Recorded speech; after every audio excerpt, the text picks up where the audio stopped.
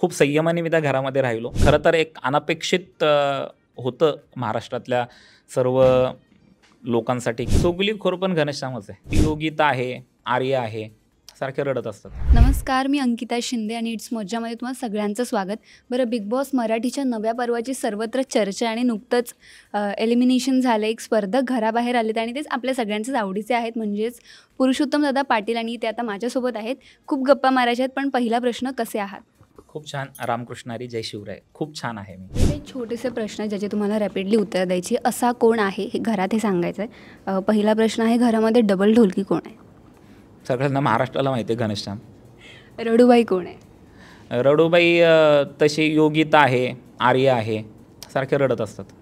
शातीर कोण आहे? शातीर निक्कीच आहे. अस्वच्छ कोण आहे? अस्वच्छ कोणीच नाही आहे. चुगलीखोर कोण आहे? चुगलीखोर पण घनश्यामच आहे. डॉमिनेटिंग कोण आहे? डॉमिनेटिंग आरबाज आहे. टॉप 3मध्ये जातील असे कोणते स्पर्धक तुम्हाला वाटतात? अभिजित सावंत, धनंजय दादा आणि निकी. कोणता स्पर्धक शो जिंकणं किंवा फायनलमध्ये जाणं डिझर्व करत नाही असं वाटतं? करत नाही, डिझर्व करत नाही तसं तर काय आता नाही मला वाटत. ॲक्च्युली टॉप 3मध्ये जाणं का शोमध्ये जाणं? शोमध्ये किंवा फायनलमध्ये जाणं डिझर्व करत नाही. नाही, तसं नाही आहे कोणी. सगळेजण आपापला स्वभाव घेऊन आलेले आहेत. अगदीच. आता घरातून बाहेर पडलेले आहात, सो पुढचे काय प्लॅन्स आहेत? पुढचे काय प्लॅन जे आहेत तेच समाज प्रबोधन, भगवंताचं नामस्मरण, लोकांना चांगल्या मार्गाने नेणं, हेच आहे. बाकी काय, कीर्तन प्रवचन करणं. अगदीच. Thank you so much. खूप छान वाटलं तुमच्याशी गप्पा मारून. पण जातच आता तुमच्या प्रेक्षकांना, फॅन्सला काय सांगायला आवडेल का? खरं तर एक अनपेक्षित होतं महाराष्ट्रातल्या सर्व लोकांसाठी की पुरुषोत्तमदादा ह्या व्यासपीठावर कसे जात आहेत. तर त्यांनी थोडंसं, खरं तर मी पाहतो आहे जेव्हा माझ्या हातात मोबाईल आला, जेव्हा मी सगळ्या कमेंट्स वगैरे वाचतो आहे, तर खूप चांगला प्रतिसाद लोक मला देत आहेत. खूप चांगलं घेतलं लोकांनी मला. पण मी फक्त हेच म्हणतो की काही चांगल्या गोष्टी करायच्या असतील तर काही ठिकाणी जाणंही गरजेचं असतं, काही ठिकाणी बोलणंही गरजेचं असतं.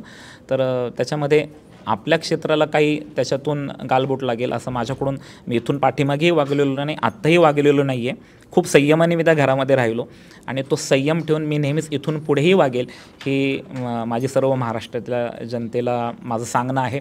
तुम्ही माझ्यावर आत्तापर्यंत, खरं तर मी तिथपर्यंत पोचलो, महाराष्ट्रातल्या लोकांनी माझ्यावर प्रेम केलं म्हणूनच कुठंतरी असं वाटलं, कलर्स मराठीला असेल, बिग बॉस मराठीला वाटलं असेल की पुरुषोत्तमदादा या व्यासपीठावर पाहिजेत. पण मला संधी थोडीशी कमी भेटली, त्यामुळं मला त्या संधीचं सोनं करता आलं नाही. तर तुमच्यामुळे मी तिथे आहे आणि इथून पुढे मी तुमच्यामुळेच असणार आहे.